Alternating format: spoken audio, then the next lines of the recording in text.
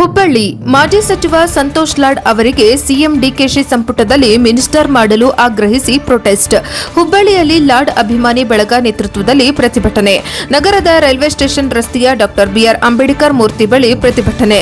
CM DKShi ಅವರ cabinet ಮೊದಲ ಲಿಸ್ಟ್ನಲ್ಲಿ ಕೈಬಿಡಲಾಗಿದೆ. ಇದು ಸಂತೋಷ್ ಲಾಡ್ ಅಭಿಮಾನಿಗಳಿಗೆ ನೋವು ತಂದಿದೆ.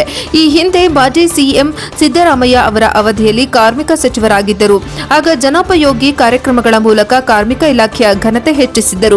ಜೊತೆಗೆ ಕಾಂಗ್ರೆಸ್ ಪಕ್ಷಕ್ಕಾಗಿ ಸಾಕಷ್ಟು ಶ್ರಮಿಸಿದ್ದಾರೆ. ಕಲಘಟಗಿ ಕ್ಷೇತ್ರದಿಂದ 2 ಬಾರಿ ಗೆದ್ದು ಮಿನಿಸ್ಟರ್ ಆಗಿರುವ ಅನುಭವ ಇದೆ.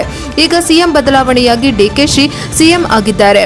ನೂತನ ಸಿಎಂ ಡಿಕೆಶಿ ಕ್ಯಾಬಿನೆಟ್ನಲ್ಲಿ ಸಂತೋಷ್ ಲಾಡ್ ಅವರಿಗೆ ಸಚಿವ ಸ್ಥಾನ ನೀಡಲೇಬೇಕು. ಕಾಂಗ್ರೆಸ್ ಹೈಕಮಾಂಡ್ ಇದರ ಬಗ್ಗೆ ಗಮನ ಹರಿಸಬೇಕು ಎಂದು ಒತ್ತಾಯ ಮಾಡಿದರು.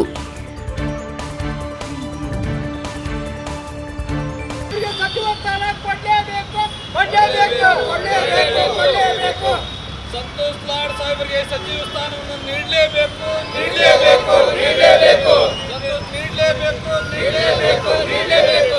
ಸನ್ಮಾನ್ಯ ಶ್ರೀ ಸಂತೋಷ್ ಲಾಡ್ ಅವರಿಗೆ ಮಂತ್ರಿ ಸ್ಥಾನವನ್ನು ನೀಡಲೇಬೇಕು. ಸಂತೋಷ್ ಲಾಡ್ ಅವರಿಗೆ ಜಿಲ್ಲೆಯ ಸಮಸ್ತ ನಾಯಕತ್ವ ಸಂತೋಷ್ ಲಾಡ್ ಅವರಿಗೆ